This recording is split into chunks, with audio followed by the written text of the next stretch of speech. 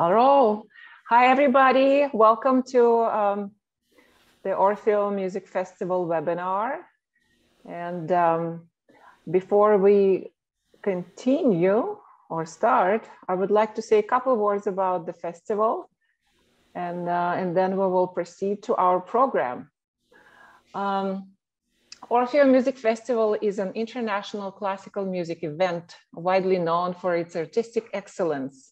The festival takes place in Europe each summer, and from the time of its founding in 2003, the festival's mission is to celebrate and promote artistic excellence with classical music performances of the highest standard, and to offer superior education to the new generation of musicians with the world-class artists, to nurture creativity and to build lasting human and artistic bonds.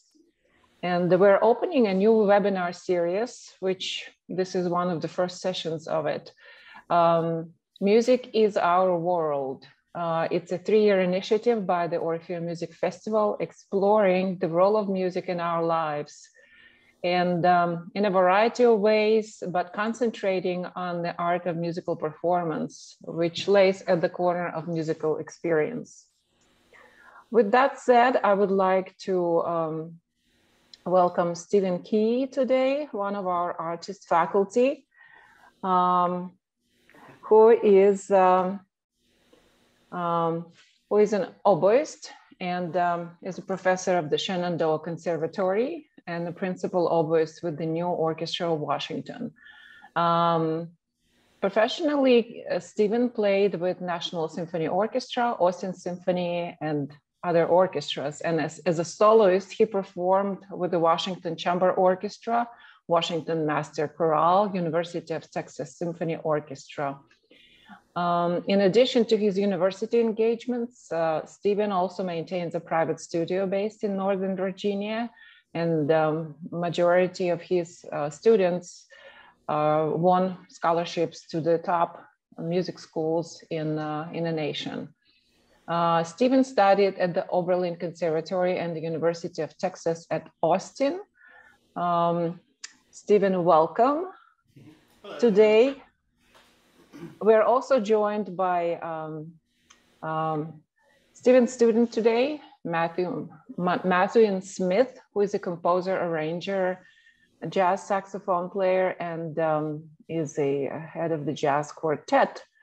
So before my introduction goes too long, I'll hand it over to you, Stephen.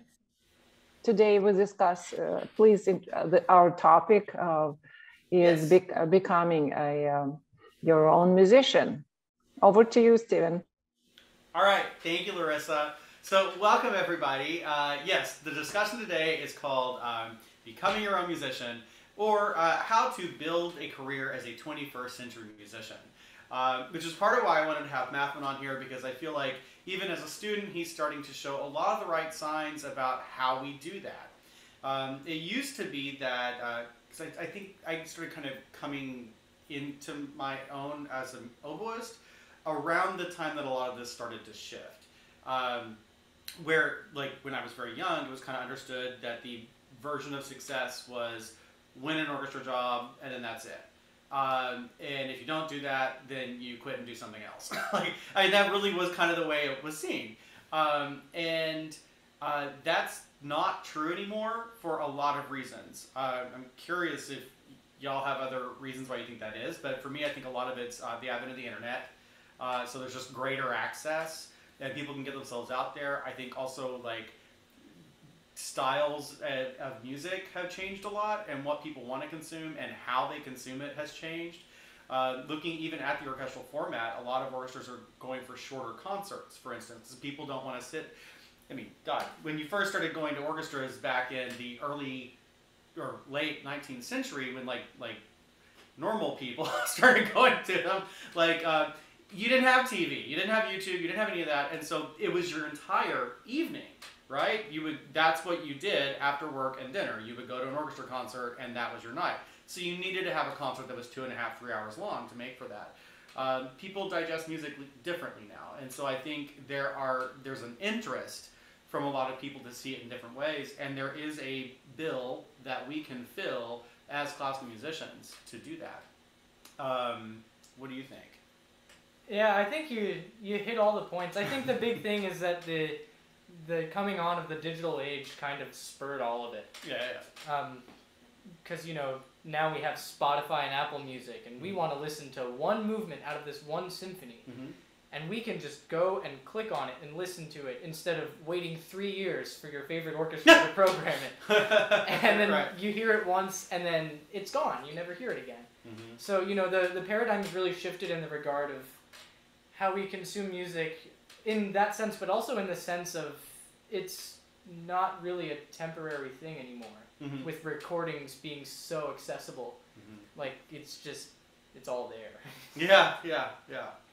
I think it might be good to go ahead and actually use that as a way to spin up to there's going to be a short performance, so everybody will get to see, and Mathuin was there for this too. We will talk about being a recording artist, and I kind of want to put that right up front there. It's a big part of what we do right now. It's not free to do it if you want to do it right, but we will talk more about those details here in a moment. I'm going to pull up a recording for everybody to watch. It's about 7 minutes long of the oh my God, why am I blinking?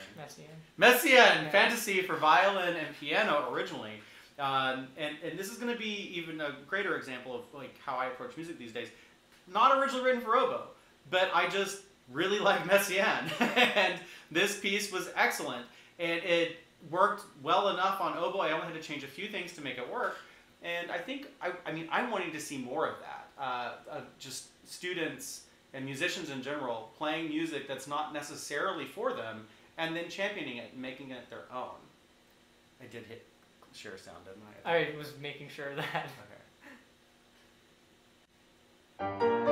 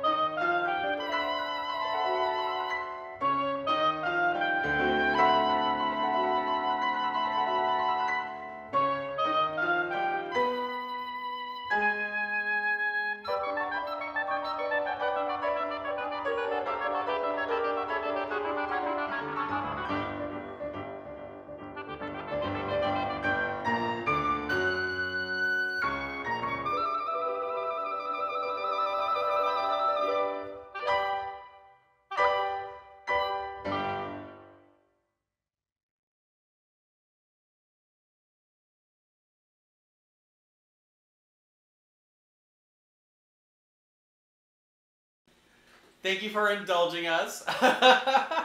So I figured this is a good opportunity to talk about what goes into a recording.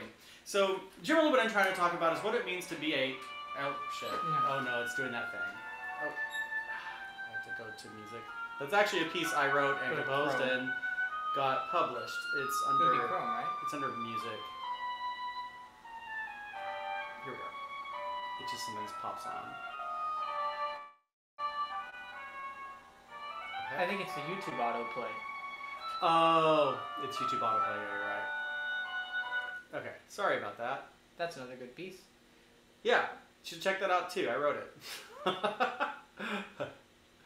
Okay, so well, yeah, this is perfect because it goes into everything that we're talking about. So generally, I wanted to talk about being a portfolio musician, which is more and more what we are now.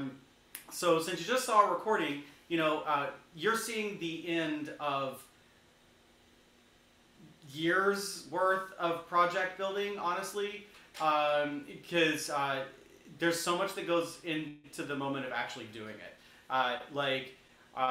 First of all, the pianist, let's get 3 cheers for Rio Yanagatani. Oh my God, he's an incredible pianist. And part of what made that work is I met him years ago playing in Orchestra of Washington, actually, that I play in.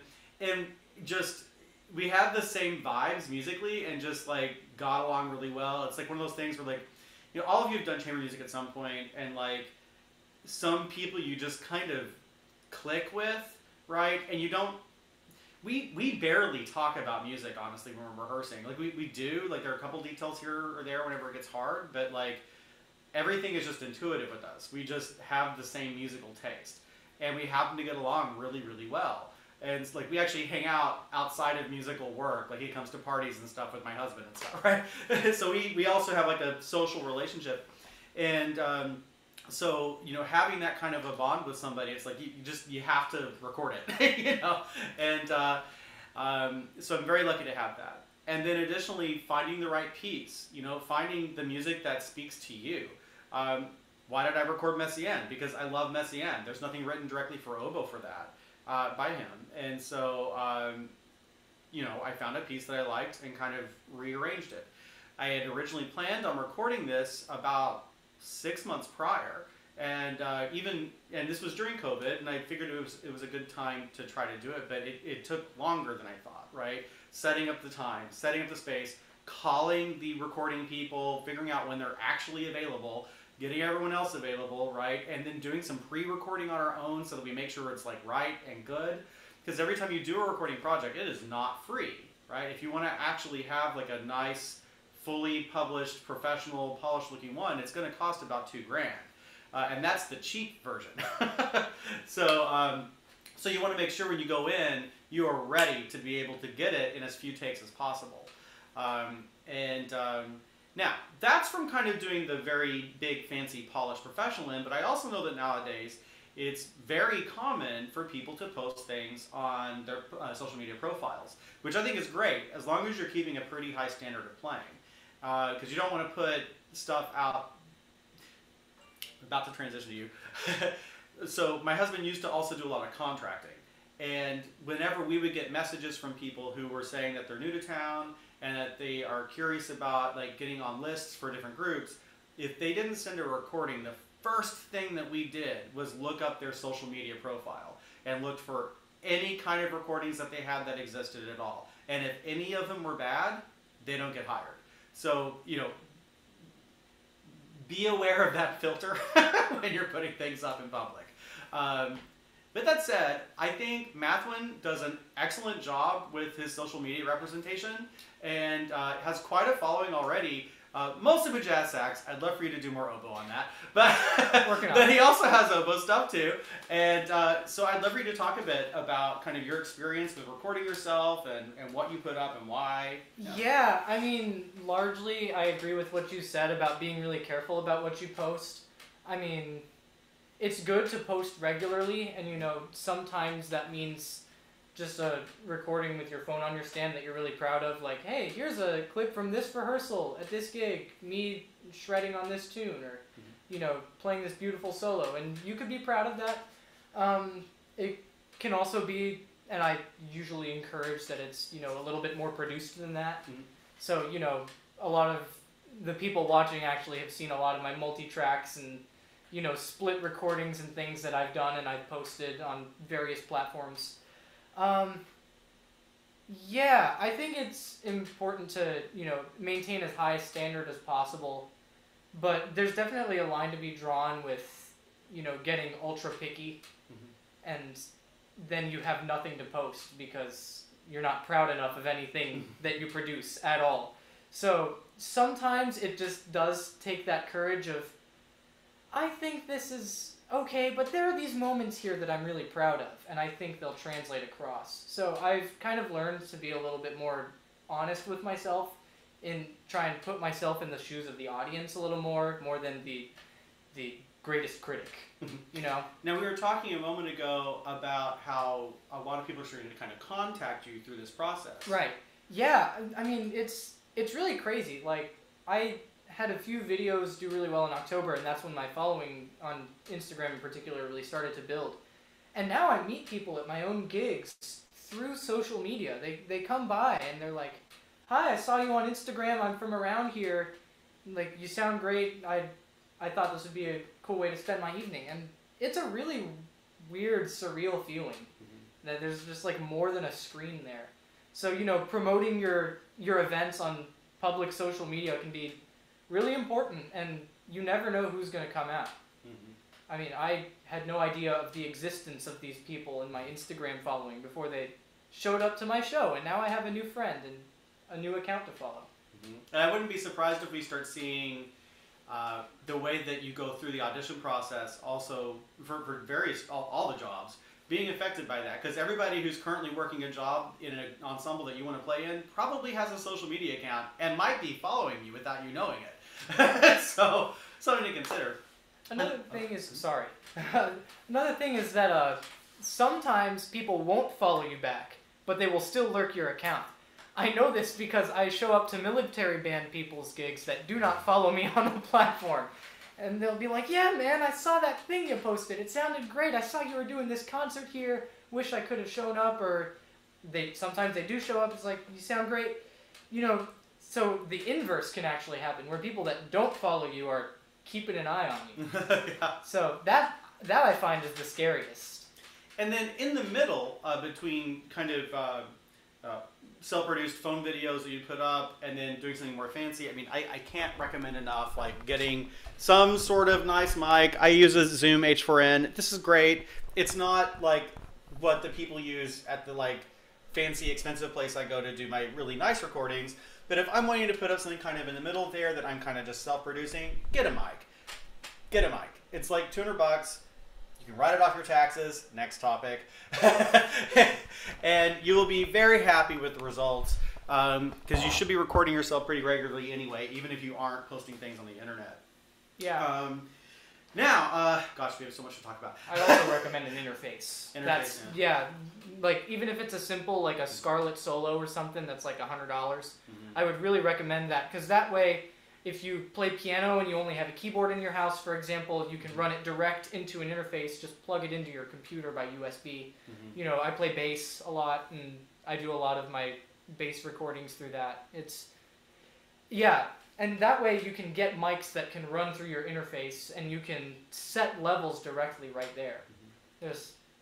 So, a lot of the kind of self-representation is very important, especially now. And people very much, especially, you have to remember, we are performers. Like, we are also, I always kind of look at classical musicians as being kind of we have kind of two jobs, right? We're both historical preservationists and performers at the same time. So, the performer side, a lot of that is the thing we were just talking about. Self-representation, making sure that you look a certain way, that things are well produced. Of course, the historical preservationist part is that, yeah, the standards. You have to maintain a very high standard and make sure that everything is always, correct, pitch, rhythm, all the good things. And if you put yourself out there enough like that, a lot of times the gigs start to come. Learning how to create gigs for yourself is a whole other thing. I definitely want to hear Mathuin talk a bit about it. My big thing is I have 3 rules for success, and it's really 3.5. my 3 rules for success are always be on time, always be prepared, and be nice to literally everybody that you meet. Literally everybody, even if they are awful. And if you do those 3 things, you will have success as a musician, right? Standards is part of being prepared, right? Being on time, and by the way, we all know what being on time means as a musician. 15 minutes early is on time, and as an oboist is kind of pushing it, honestly. On time is late, and unlike in conservatory, if you are 5 minutes late, where you get like a B in orchestra, if you're 5 minutes late to a gig, you just don't get hired again. Like that's it.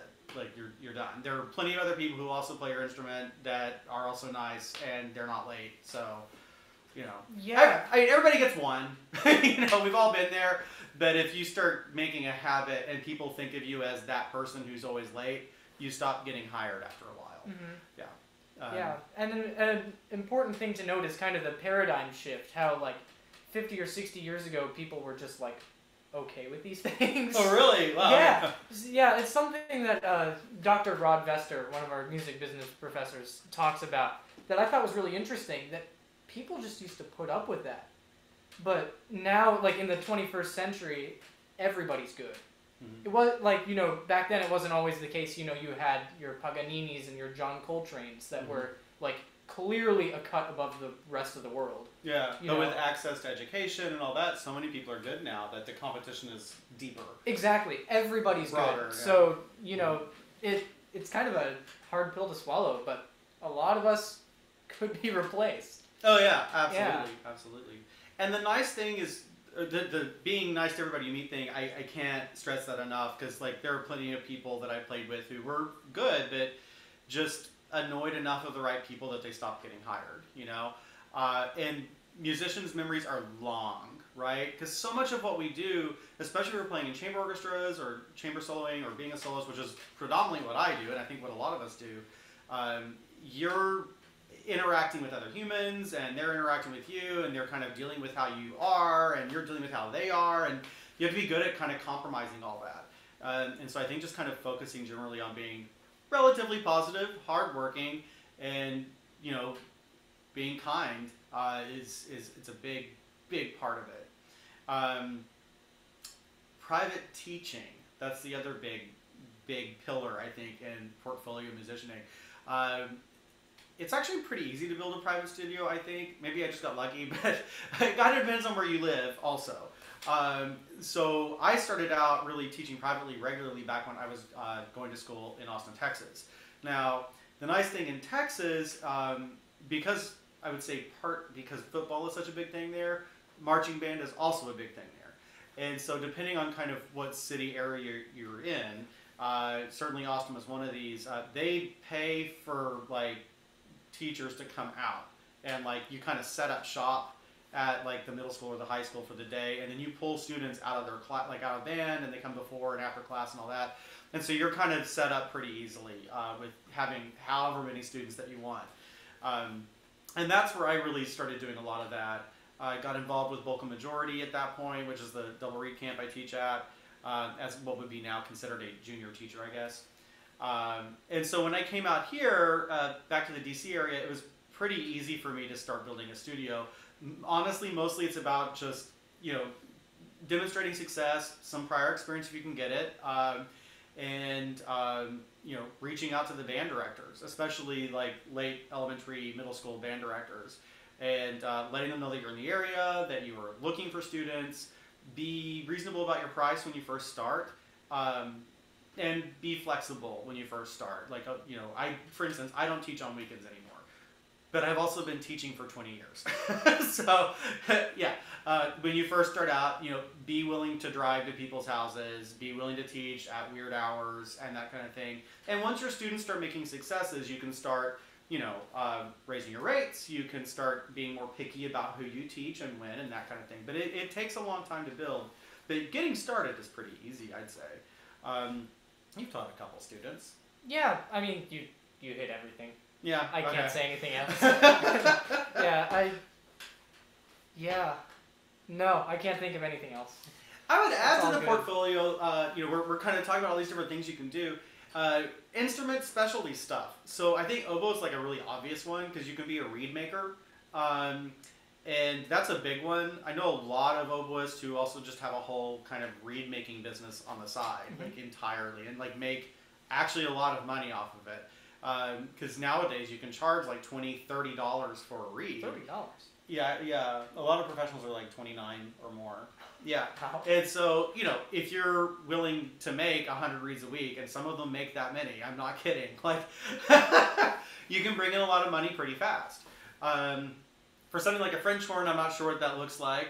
Metal work, I don't know. Certainly repair, doing any sort of repair work is always a thing you can do to add to your portfolio as a musician.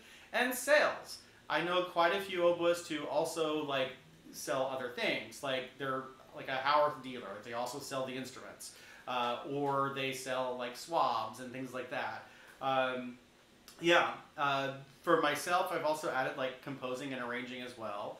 I make a very small amount of money off of that because I don't do that much of it.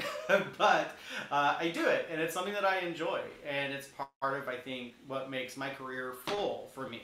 I want a multifaceted and varied career to keep things interesting. I wanted to talk a bit about, mostly I wanted to bring in Mathuin here to talk about like creating work for yourself, which is a thing. So you started a group, the Mathuin Smith Jazz Quartet, right? Yeah. So tell me about that. Like, how did that come about? Eek, I have a series of regrets about putting my name on it, but I am learning to get over it because it's really weird at first, and it was something I really swore off in high school. I was like, I will do this in 10 years when I deserve this, but I eventually met enough people that I came to accept had like mutual respect with me, where I was like, I could do this. I could take charge and do like the work behind actually playing the gig to warrant me putting my name on the group. So I did. Yeah. What does that mean to you, by the way, doing the work behind performing? It's a lot. It's a lot of reaching out to venues, making phone calls, calling musicians, writing set lists, writing charts, printing and taping the charts, arranging things, writing my own tunes, and then, of course, printing and taping those charts, setting up the rehearsal time and space, Did you need to send demos and stuff to the places you were performing? Yeah. So, making sure I get those demos on the gigs. I bring my recording setups to most of the things that I play. Mm-hmm. I have a Zoom record. You mind if I have something just like this one. The difference is that mine has 2 XLR inputs on the sides of each of these. So I set this up with a stand at my gigs, and then I plug spot mics like from the bandstand into there, and I have a direct mix there. So, Quick little sidebar. Notice he's talking about recording himself like all the time. Like, I cannot stress enough. It's so important. Record yourself all the time. I was having a student earlier, Lily, actually, who went to Orfeo last year, and it is on right now, is preparing various auditions for summer festivals and things. What if you have a perfect run-through in your practice room? And what if you happen to be recording it in that moment?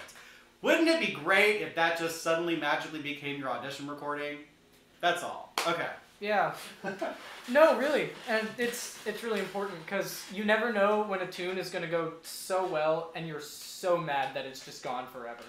It's going back to the whole digital age thing of like,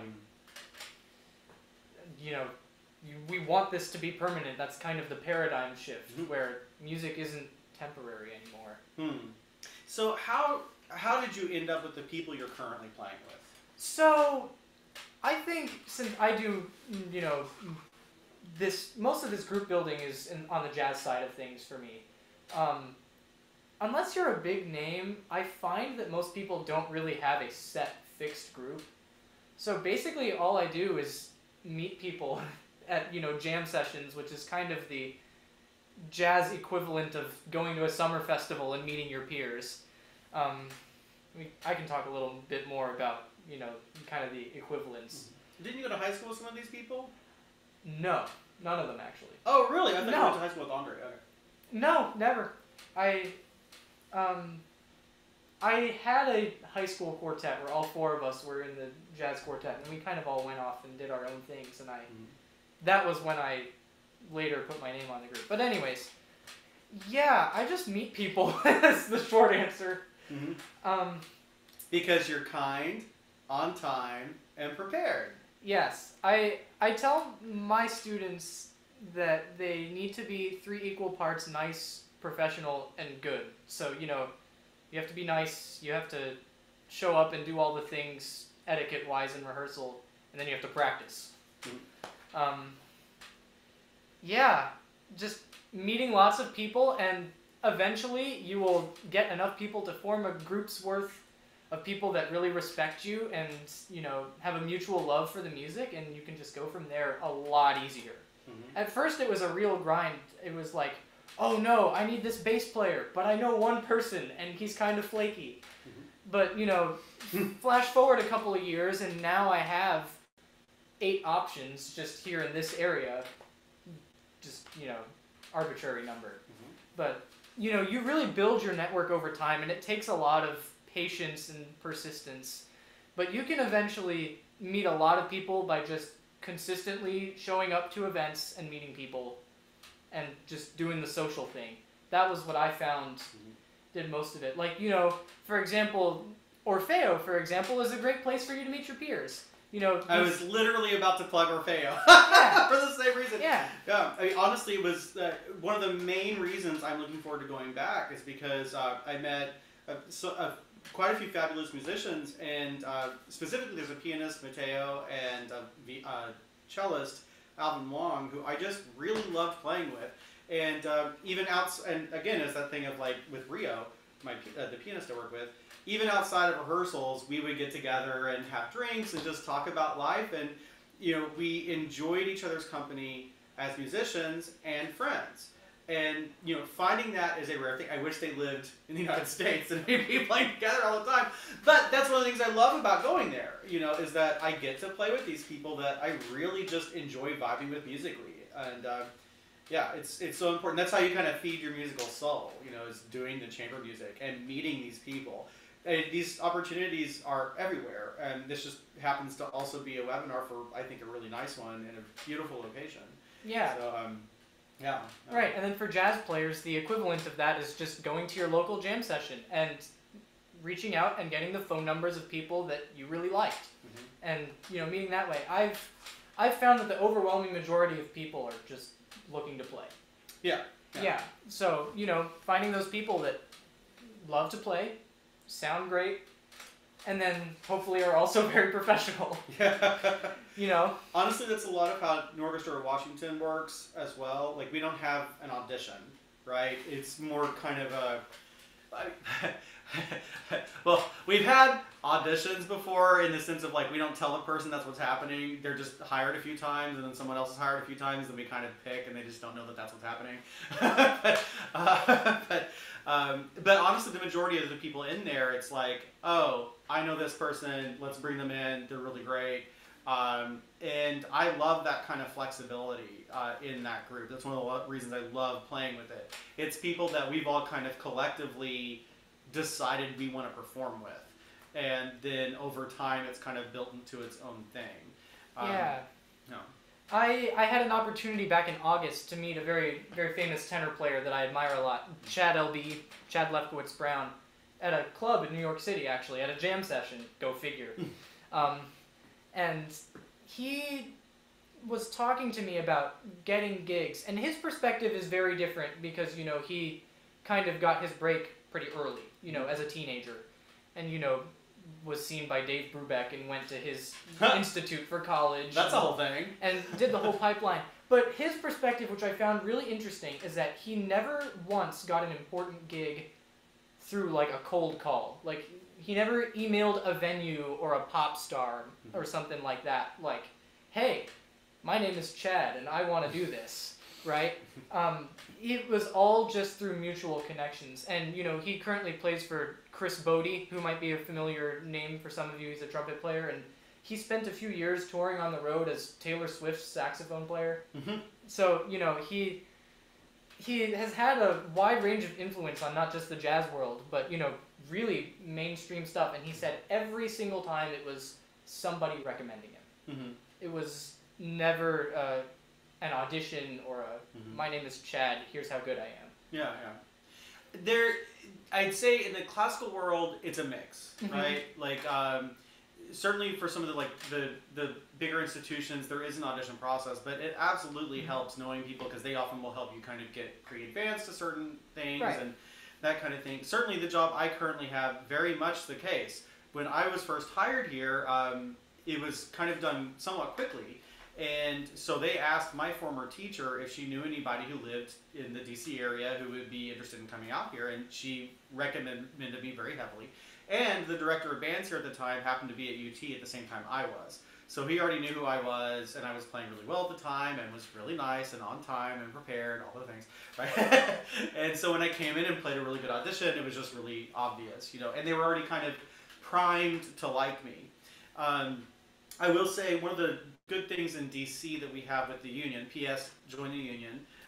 If you're doing any sort of gigs at all, like, you should join the union. That's a good reminder for me. Yeah, well, it's at the very least just because they help contribute to your pension fund and that kind of stuff. Even if you're not like in like a big ensemble that performs regularly, there is a pension fund through the union that your dues can go toward, right? But also, the thing in DC that's kind of interesting is they actually have a showcase. Every year there are 2 showcases. There's one in the fall and one in the spring. And if you remember the union, you can go play basically for most of the contractors in town who hire. And while there are a lot of jobs that you know, are basically already kind of filled for all the gig work around town at the different, you know, theaters and whatnot, and there's always somebody who's sick. There's always somebody who's kind of retiring or looking to, or, you know, looking for another sub when everybody else is busy or there's a big audition. So, and that's a good way to get in. Yeah, so definitely be aware that in DC for the AFM, the American Federation of Musicians, there are 2 showcases every year that you can sign up for and go play for and meet contractors in DC. Yeah, join the union. Do it. I think it's good to talk about who you want to be, right? Like, I knew exactly who I wanted to be when I was y'all's age, and I would definitely say that that has changed a bit, and I think that it's important to allow for that. But I think that it is good for you to have a vision of who you want to be, and then allow for a flexible definition of what you think success is. We were kind of talking about this before, about, and you're kind of a weird case because you don't entirely know, but like, I'm curious, like who do you want to be, Mathuin? Well, when I was in middle school, I wanted to be a concert pianist. Okay. And then when I was in 9th grade, I learned saxophone. I was like, no, wind instruments are too cool.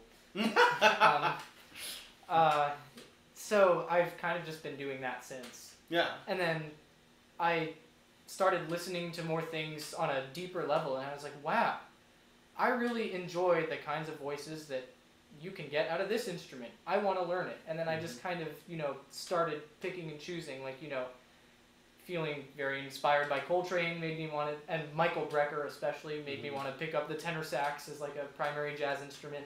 Yeah. And hearing bass players like Jaco Pastorius and Victor Wooten made me want to play electric bass, so I do that now. And, you know, listening to Bill Evans and Oscar Peterson made me want to be a jazz pianist, so I do that too.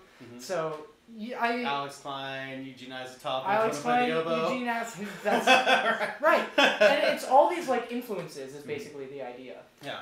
Yeah, it's Eugene Isotop, Nancy King, Me, maybe a little bit. Yeah. It's a little awkward when you're sitting right next to me now. I like you. Yeah, you're okay.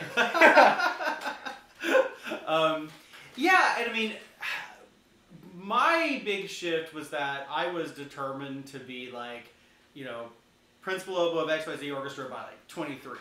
And the thing for me was that I had actual real life stuff that happened that like really got in the way in my early 20s. Health issues, couple relationship things, just a bunch of stuff that happened all at once. And so that wasn't going to happen in that way. And so a big thing that I had to do in order to keep my sanity and to keep pushing forward was that I had to change my definition of success and what that meant. But that doesn't mean that my vision hasn't slipped. I very much consider myself a successful musician. I am a successful musician. But it becomes about like remembering why you do it in the first place, I think. Which for me is that I think the oboe is a very flexible and beautiful instrument. I play it really well, I work really hard at it, and I love the music that I play. And it's important to play music that you love, right? Kind of going back to the whole Messiaen thing, like a lot of times, and this is something that is actively changing. I think y'all are at Conservatory at a really exciting time. I was fortunate to go to Oberlin with a teacher who was very kind of open about letting us explore ourselves as an artist. But even not that long ago, like 20 years ago, or at the beginning of this century, like there were a lot of teachers out there, and still are, who are like, play this piece this year, play this piece next year. And it's all the same list of the same music always. And some of that music I actually really like and enjoy playing. Some of it I don't, you know? And I think we have to be honest about that with ourselves when we are picking and choosing the music that we play. That we should play music that we actually love. And seek it out, you know? Like, and it doesn't have to be for your instrument. It doesn't even necessarily have to be in the genre that normally your instrument is associated with. I mean, I personally don't think jazz oboe is particularly amazing, but you might have a different feeling on it. But I do play a lot of arrangements. I love Clara Schumann also, and also Lily Boulanger, and they didn't write really anything for oboe. And mostly it's vocal works and that kind of stuff. But guess what? That works beautifully on the instrument. You know, and sometimes you have to be willing to kind of seek that out, you know, actually look up music that isn't for your instrument, find something you love, and then do it. Yeah, I think that's my favorite burnout coping mechanism ever. Just listening to the greats, and it, you know, for example, as an oboist, it doesn't have to be listening to Nancy King or Alex Klein. It could be listening to Daft Punk, you know? Sure. Right? And I can draw inspiration on the oboe from that. Mm-hmm. And and listening to any like great top shelf music really reminds me why I play instantly. Like over quarantine, I failed an audition I was super bummed about. And it was listening to Beethoven that just brought me back. I put on, I kid you not, Beethoven 87. Listened to it all the way down. I was like, wow, that was really beautiful. That's why I play. Mm-hmm. So I think just reminding myself why I do it, and you know, the moving power I can have despite my own, you know, my own fight to become the best person I can be. Mm-hmm. You know, kind of puts me back on earth for a little bit. Speaking of getting back on earth, taxes. Put that on. So one of the things that I really wish that more schools would talk about is that element of something that we have to deal with. Like, now, I'm not the best person to talk about this, but I will kind of give you a few things to consider. So while most students that I know these days are not trying to just be associated with one particular institution, the positives of being associated with one particular institution is that you get what's called a W-2. So a W-2 means that the institution for which you work takes out your money that you owe to the government, and so you never have to really deal with it. You more or less sign the paper at the end of the year, and that's that.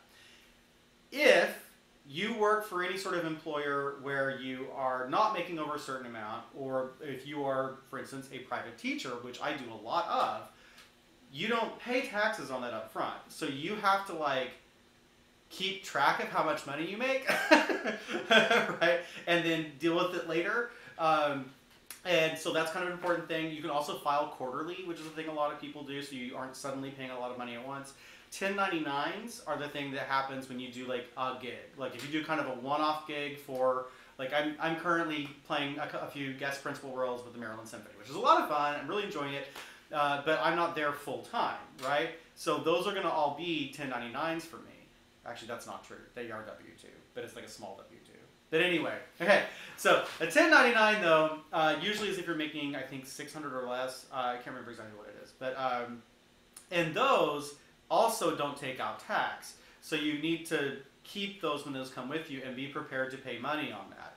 So I think what it is a lot of musicians, when they start working, get a little freaked out by that because they have to deal with something that other people don't.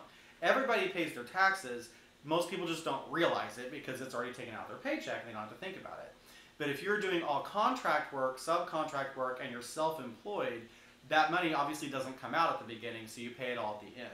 So what I used to do when I first started out teaching a lot and doing a lot of gigs in Austin, I had like a separate savings account actually that I would contribute a little bit to over time, and then that's what I would draw from to pay my taxes in April or between January and April. So yay, taxes is fun to talk about, but it's good to know like kind of what you need to be prepared for, because all the work you do, you need to pay your tax on. And yeah, I recommend when you first start out having like a little bit of a fund that you have ready to go, so that you aren't suddenly freaked out about owing a bunch of money. Yeah. Another great resource is Jared Sims has a blog. He's a great saxophone player, director of jazz studies at West Virginia University. He talks a lot about that stuff, like tax advice for young musicians, and he's really got a lot of that stuff like on lock, like all the little hacks about and all the write-offs, like because if you're gas money to and from obviously gigs. My oboe was a big write-off, my gauge machine. When I fly to Italy because I am working, that is a tax write-off, the airplane ticket. Yeah, and that helps you to defray some of the costs, because I mean we're middle class, right? So we're not going to be shouldering the burden of the federal government on our own, right? So we're supposed to do write-offs, right? And the idea is we get the write-offs because we're also contributing to the system by purchasing things here. Yeah, right? Dr. Sims even has like a list of all the things that you might want to. Like all of the potential write-offs. Yeah. My studio at home is intentionally only used for music, so I can write off that space as part of the write-offs as well. Yeah. Oh my goodness. I think the final thing I want to do is just say, get yourself out there and meet people. Do the summer festivals. Get out of your conservatory, right? Like where you are at school is, I mean, honestly, where I primarily met the majority of my friends and a lot of my connections. But a lot of the other stuff comes from what you do in the summer and these other shorter things. It's a great way to just sort of get a different perspective. They only see you for a little bit. And it's just a different way of thinking. And I think that sets you up, and something that's fun about going to an Orfeo or somewhere that's farther away from where you live is that you're making connections all over the place. I have people I can crash at in their house, in Australia and I don't know, Maine, Canada, Mexico, all, really literally all over the place. And you can't beat that kind of feeling of just knowing that you're internationally connected as a musician. Absolutely. We have a minute or so. So are we doing any questions? Is that a thing? Does anybody have any questions? Addie looks like he might have a question. No? No, he just shook his head no. Okay. Larissa, did you have anything you wanted to say? Well, that was very incredible session today, like no other session, and so pertinent for today and the future for all the young musicians. Thank you. Yes, so I would like to thank you very much for contribution. I wonder if we're going to have any more music. I don't know. That's a lot. Did you want more? What's something I can play? Do we have any? Or do you have any of your quartet up anywhere? You can go to Mathuin _ on Instagram and see what we got. Can you do that on a computer? Yeah, you do. Yeah, check it. Instagram.com/Mathuin_. So please announce before we'll playing. use my YouTube channel. That's probably better. Do you have your... That's the best one. Oh, the Iwi sleigh ride? No, although that's fun too. Or what were you... What? The the Benny Hill the one. turkey thing, yeah. I need to redo that one. It's not up anywhere right now. Okay. I think Ewie's Sleigh Ride would be pretty great. Yeah. Yeah. Is it unlisted here? Here. We'll do it. We're about to play Sleigh Ride in February. Well, isn't there supposed to be like a snowstorm tonight? Or a little bit? Snow and ice, maybe? There she is. Oh my god, I can't wait. Continue as Ski Oboe. I hope it doesn't ask for my password. I don't know that I remember it. Oops. It worked. Okay, so now we need to share screen. Yeah. Oh wait, hold on. Make sure you pause it and bring it back. Oopsies. Oh my god, what are you doing? We'll get it right. Let's turn the sound on. Turn the sound. Now share. Okay, now we'll share. Alright, yeah, this is great going out music.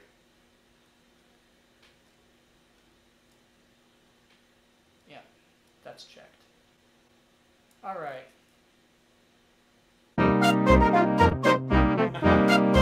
On electric woodwind instruments. Featuring Mathuin Smith. Oh, thanks.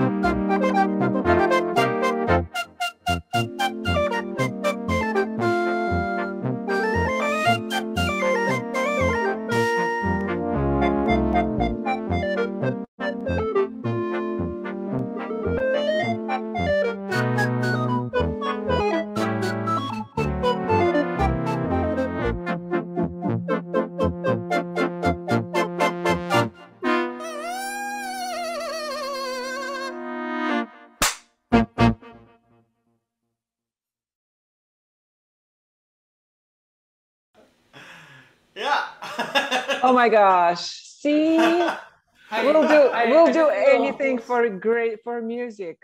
And yeah, I did the what horse matters sound with a saxophone mouthpiece is how I did it. And then the slapstick I built out of boards in my garage. Gotta stay resourceful.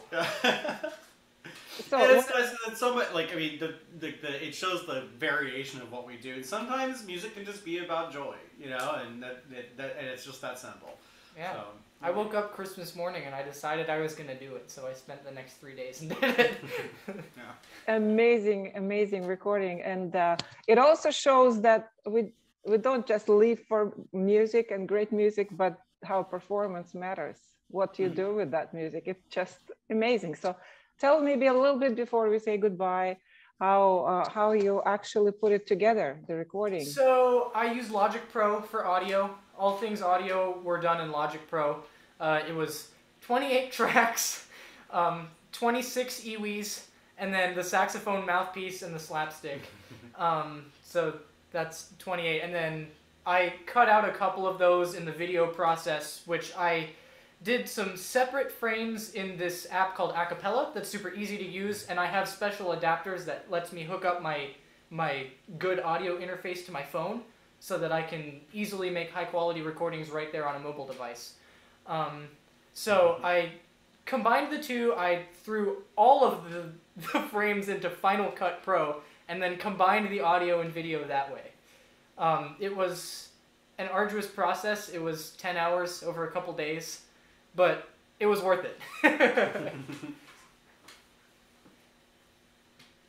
All right.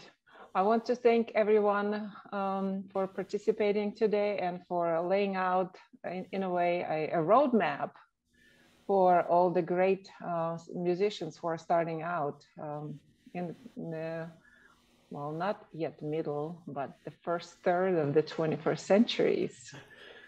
So yes, the world is changing, and the music is gonna be, as it always was, at the top of our world, and